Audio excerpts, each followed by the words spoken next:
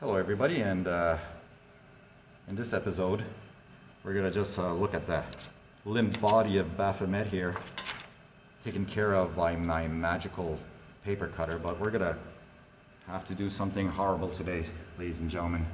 It's going to be a slaughter. But for who? That's right, I'm a despicable person, but I'm going to kill the billions and zillions of angels that you believe that are up there. Oh, I'm such a low form of human being. But hey, listen, if we want to stop World War III, we got to get rid of angels. So, where does, what the hell is this? Oh, it looks like a zodiac chart. That's right, it's a zodiac chart. And here we have all the little constellations in a big circle, 12 of them to be exact.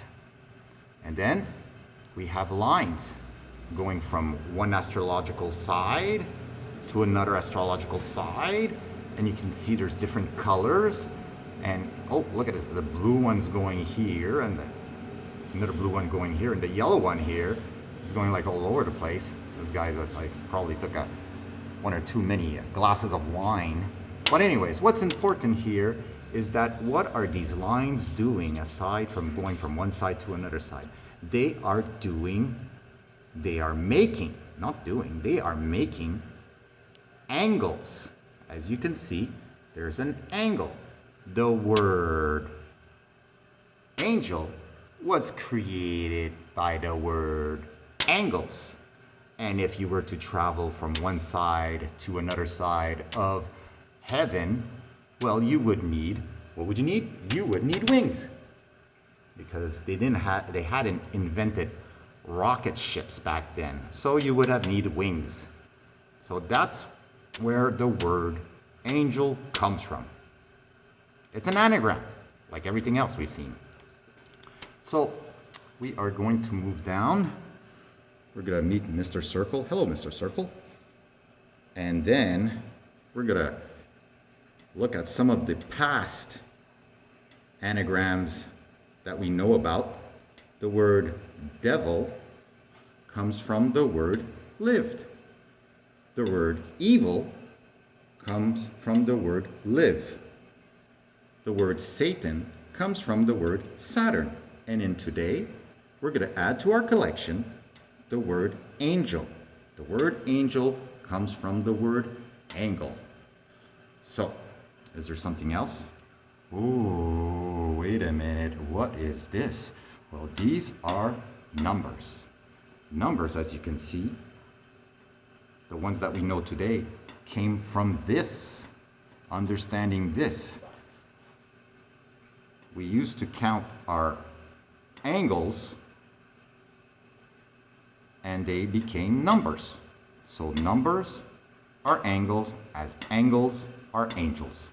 And that's going to be important, because it's all going to come together a little later on. Trust me. Or you cannot trust me, but that's okay. Nobody trusts nobody. So here we are. So you got 3 angles, you got 4 angles, and you got 5 angles to the number 5, and it continues, blah, blah, blah, blah, blah, all the way to circle.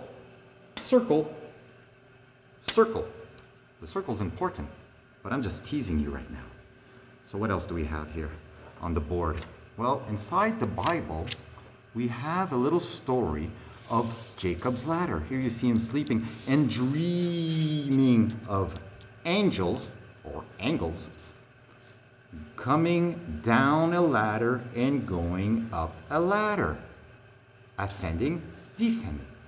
Ascending, descending. Either or. Well, where does this story come from? Well, believe it or not, it comes from here. Here it is, Jacob's ladder. It comes from the Kabbalah. Here we have these sephirots. These sephirots are not just standing there and doing nothing. They have all kinds of different meanings. And one of them is numbers. So it starts off down here, 1, 1. After it's 2, 2. Then it's 3, 3. You could rearrange the numbers if you want, because you could do whatever you want here. So, but the numbers go up, 1, 2, 3, 4, 5, 6, 7, 8, and the rest, and then they go down, because it's the same numbers going up. So they can be ascending and descending. So we have angels and we have angles, and we have numbers. So those guys are all connected together. Now, what's important is looking down here. This is the first Sephiroth. This is another first Sephiroth. And they're separated by a little circle. You see the two little circles here? Where did we see this? Is there something that looks like that inside the Bible? Anything? Uh-oh. What is this? I could see 1, 2 dots, 1, and another 1, 2 dots, 1. It looks pretty much that it came maybe from here. If we see that would be our first Sephiroth, another 1 and 2 dots. Where did we see this? We see this in Genesis and in John. So Genesis as well as John have something to do with this, but we'll get to that later. And what is 11? 11, according to this, is a master number. The master number and the beginning of